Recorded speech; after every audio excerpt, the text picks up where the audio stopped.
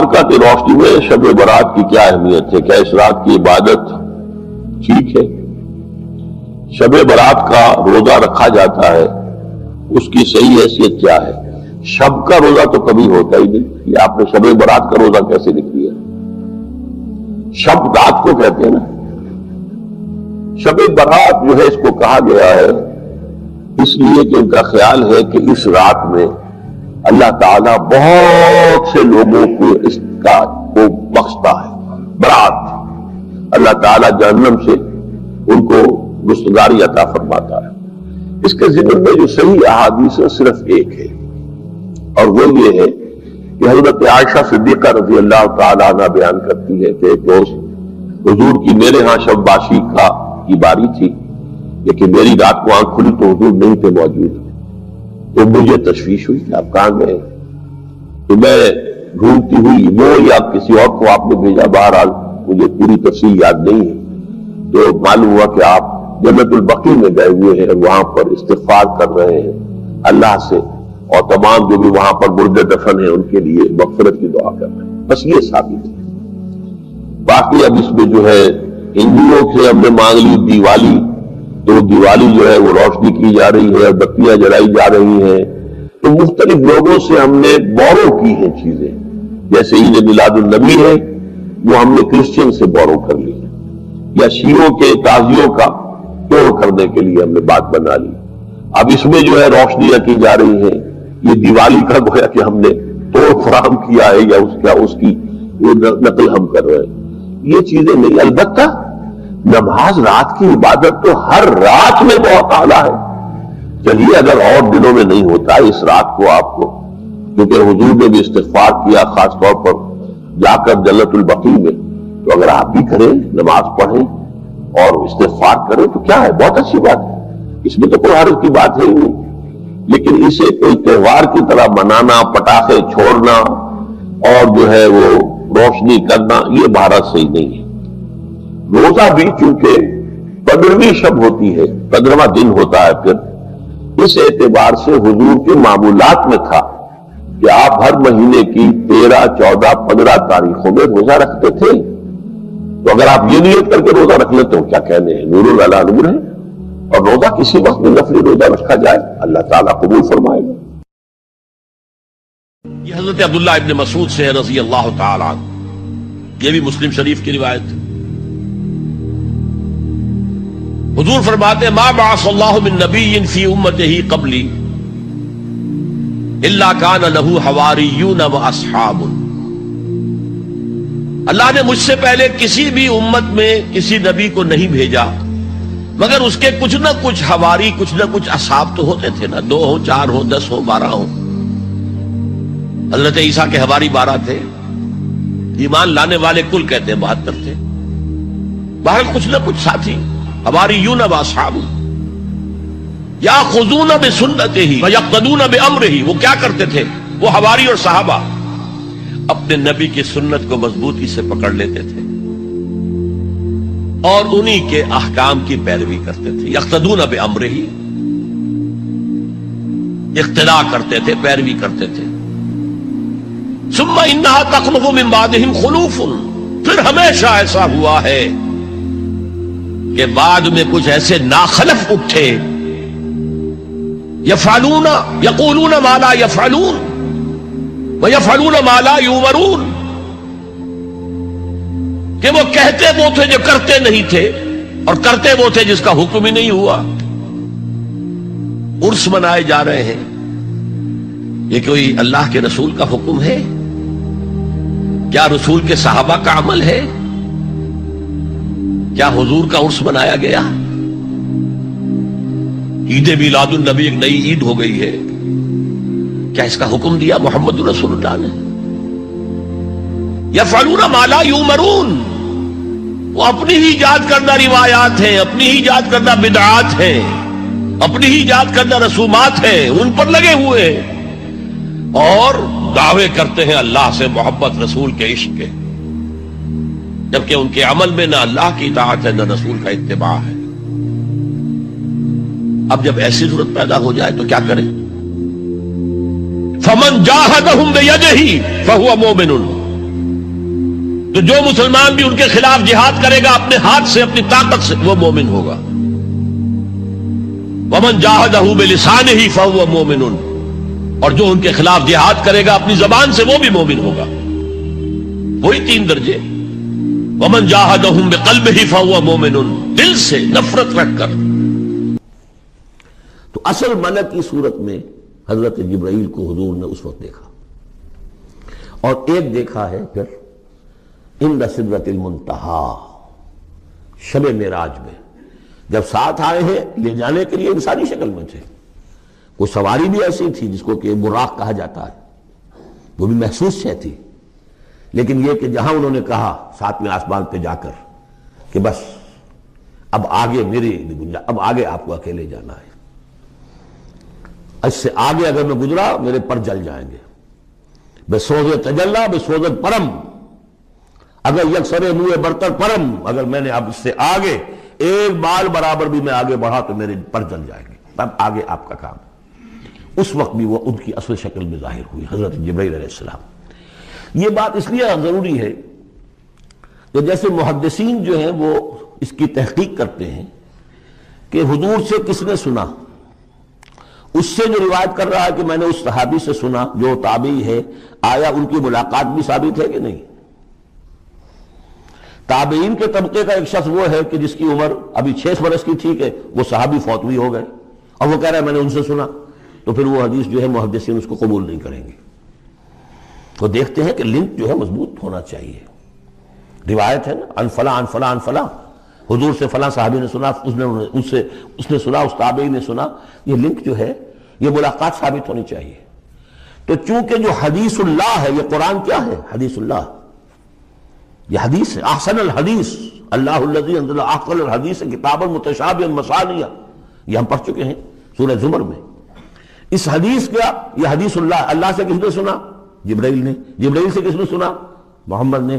تو ان کی ملاقات ثابت ہے. اصل ملکی شکل میں حضرت جبرائیل کا دیکھا جانا اس اعتبار سے بہت اہم ہے، اس لنک کو اسٹیبلش کرنے کے لیے اس کو یہاں پہ بیان کیا جا رہا ہے. ما ضل صاحبکم وما غوا، تمہارے یہ ساتھی ہیں لوگوں، یہ محمد نہ بہکے ہیں اور نہ بے راہ ہوئے ہیں، نہ بھٹکے ہیں. وما ينطق عن الهوى، اور یہ جو کچھ کہہ رہے ہیں اپنے جی سے نہیں کہہ رہے، خواہش نفس سے نہیں کہہ رہے. ان هو الا وحی یوحی، نہیں ہے یہ مگر وحی جو ان کی طرف کی جا رہی ہے. علمہ شدید القوی، انہیں تعلیم دی ہے، سکھایا ہے اس نے جو بہت طاقتور والا ہے. یہاں حضرت جبرائیل ہیں جو مراد ہیں. علمہ شدید القوی، یہ قرآن کس نے سکھایا محمد کو؟ شدید القوی. ذو مرۃ، وہ بڑا زور آور ہے. فاستوی، وہ سیدھا ہوا. وہو بالافق الاعلی، اور افق اعلیٰ کے اوپر وہ محمد کو نظر آ رہا تھا صلی اللہ علیہ وسلم. ثم دنا فتدلی، پھر ذرا نیچے کو لٹکا، قریب آیا. فکان قاب قوسین او ادنا، اور پھر وہ اتنے قریب آ گیا کہ جیسے 2 کمانوں کا فاصلہ ہو یا اس سے بھی قریب. فاوحی الی عبدہ ما اوحی، پھر اس نے وحی کی اللہ کے بندے کی طرف جو وحی کی. وہ وحی کون سی تھی؟ وہ ہے اصل میں وحی رسالت.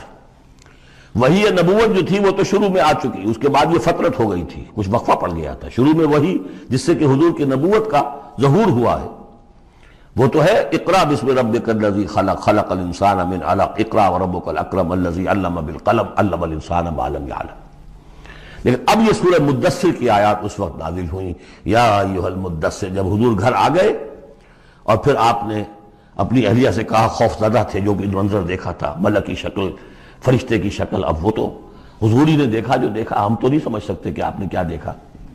لیکن یہ کہ اس کے بعد آپ آئے، آپ نے کہا مجھے کمبل اڑا دو، لحاف اڑا دو، لحاف اوڑھ کر آپ لیٹ گئے. تو پھر وہ وہی یا ایھا المدثر قم فانذر وربک فکبر، اے لحاف میں لپٹ کر لیٹنے والے کھڑے ہو جاؤ اور خبردار کرنا شروع کر دو لوگوں کو. اور تمہاری اس دعوت کا نقطۂ آغاز تو انذار ہے، اور اس کا ہدف دنیا میں تکبیر رب ہے. رب کو بڑا کرو، اس کی بڑائی منواؤ، اس کی بڑائی نافذ کرو. اس کا نقشہ کھینچا گیا ہے. علمہ شدید القوی ذو مرۃ فاستوی وہو بالافق الاعلی ثم دنا فتدلی فکان قاب قوسین او ادنا فاوحی الی عبدہ ما اوحی ما کذب الفؤاد ما رأى، جو کچھ انہوں نے دیکھا ان کے دل و دماغ نے اسے جھٹلایا نہیں، یہ نہیں کہا کہ نہیں یہ کیا ہے۔ دیکھیے ایسا ہوتا ہے کہ کوئی غیر معمولی سی بات آپ دیکھیں تو ایک شخص ہو جاتا ہے میں خواب دیکھ رہا ہوں یا حقیقت دیکھ رہا ہوں۔ آنچی نہیں بیریم بیداریست تو یارم یا بے خواب، اے اللہ جو میں دیکھ رہا ہوں یا ہم دیکھ رہے ہیں یہ بیداری میں دیکھ رہے ہیں، یہ خواب میں دیکھ رہے ہیں، وہ غیر متوقع چیز۔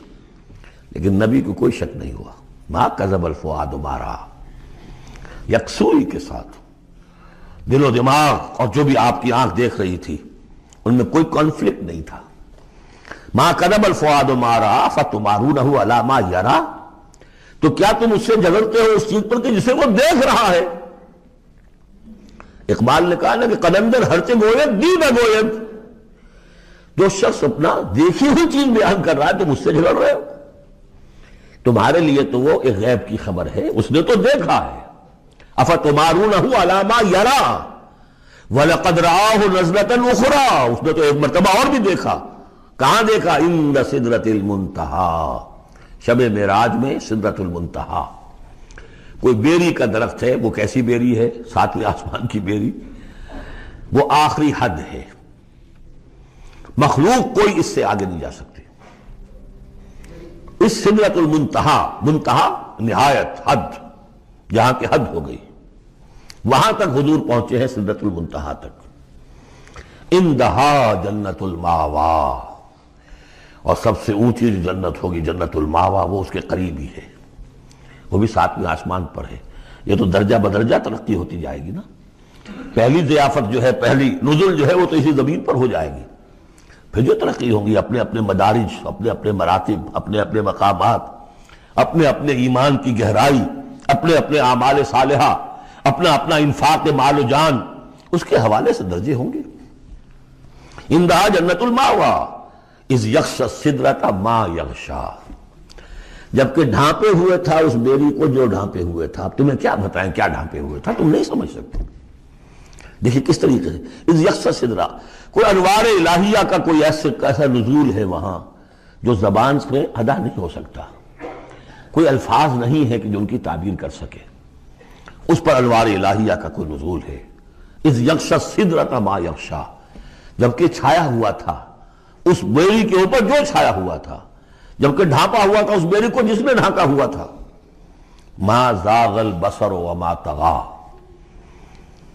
نبی کی آنکھ اس وقت نہ کج ہوئی نہ حد سے بڑھی۔ یہ دو انتہائیں ہوتی ہیں، ایک تو یہ کہ آپ کسی انٹینس لائٹ کو فیس نہ کر سکے تو نگاہ ہٹائیں گے آپ، یہ جھپک لیں گے، فیس نہیں کر سکتے اگر آپ میں ہمت نہیں، استعداد نہیں ہے۔ نبی کا ظرف اتنا تھا کہ ان انوار الہیہ کا براہ راست مشاہدہ کیا ہے، اور نگاہ آپ کو ادھر ادھر کرنے کی ضرورت پیش نہیں آئی۔ لیکن طغی ایک حد ادب بھی ہوتا ہے جس سے آگے انسان کو نہیں جانا چاہیے۔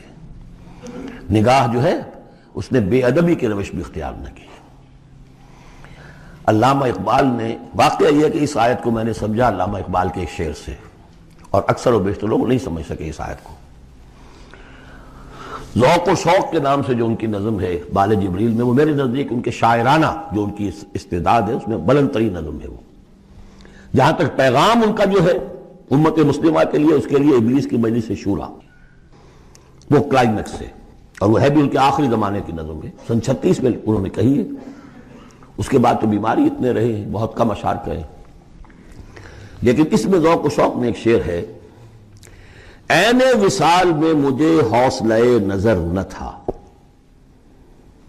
عین وصال میں مجھے حوصلہ نظر نہ تھا، گرچہ بہانہ جو رہی میری نگاہ بے ادب، میری نگاہ بے ادب بہانہ تلاش کرتی رہی کہ میں مشاہدہ براہ راست کروں، حالانکہ عین وصال ہے اس وقت، لیکن یہ کہ میرے اندر حوصلہ نہ تھا کہ میں حسن کا براہ راست مشاہدہ کر سکوں۔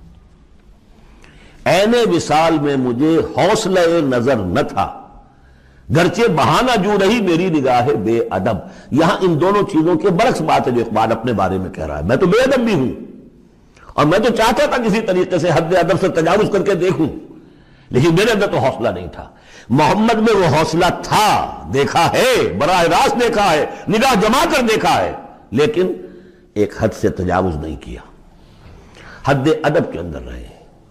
ما زاغ البصر وما طغى لقد رأى من آیات ربہ الکبریٰ، دیکھا انہوں نے اپنے رب کی عظیم ترین آیات کو۔ اب وہاں جا کر جو مشاہدہ ہوا ہے وہ تو اللہ کی عظیم ترین آیات کا ہے، اور اسی سے در حقیقت دلیل ہے ام المومنین حضرت عائشہ صدیقہ رضی اللہ تعالی عنہ اور حضرت عمر رضی اللہ تعالی عنہ کا جو قول ہے۔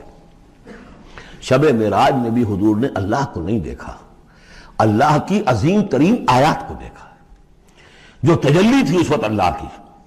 حضرت عائشہ صدیقہ کا کہنا تو یہ ہے کہ نور لا یرا، وہ نور ہے، دیکھے کیسا جا سکتا ہے۔ بہرحال وہاں بھی قرآن جو کہہ رہا ہے وہ یہ نہیں کہہ رہا ہے کہ اللہ کو دیکھا، نہیں، جیسے کہ وہ جو شب معراج میں پہلا سفر کا حصہ تھا زمینی، مسجد حرام سے مسجد اقصی تک، سبحان الذی اسریٰ بعبدہ لیلا من المسجد الحرام الى المسجد الاقصی الذی بارکنا حولہ لنریہ من آیاتنا، وہاں پر بھی اللہ نے اپنی آیات کا مشاہدہ کرایا، لیکن وہ زمینی آیات ہیں اللہ کی، وہ برکات جو ہیں زمینی ہیں۔ یہ تجلی جو ہو رہی ہے یہ ہو رہی ہے اس سدرۃ المنتہا پر، آخری حد ہے، مخلوق کی آخری حد ہے، اس سے آگے کہیے حرم ہے، حریم ذات ہے اللہ کی، جس میں کسی غیر کا کوئی دخل ممکن نہیں۔ اس حد پر جا کر جو وہاں تجلیات باری تعالیٰ تھے ان کا مشاہدہ کیا ہے۔ لقد رأى من آیات ربہ الکبریٰ۔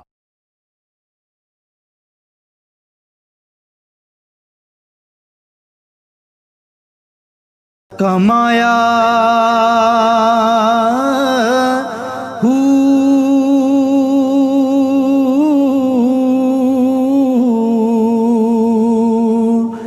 نام بھج